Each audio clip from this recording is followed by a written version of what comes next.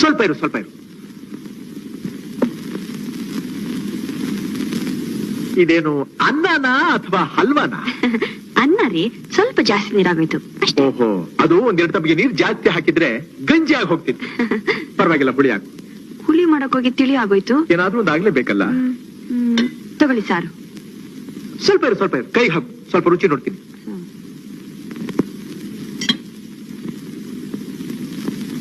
ಕೃಷ್ಣಾಯ ವಾಸುದೇವಾಯ ಹರಿಯೇ ಪರಮಾತ್ಮನೆ ಪ್ರಣತಃ ಕ್ಲೇಶನಾಶಾಯ ಗೋವಿಂದಾಯ ನಮೋ ನಮಃ. ಕೃಷ್ಣ ಕಾಪಾಡಪ್ಪ.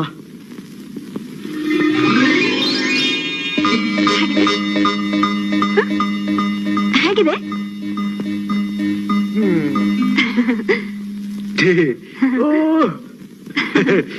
ಸ್ವಲ್ಪ ರುಚಿ ನೋಡು. ಅಮೃತ ಅಮೃತ.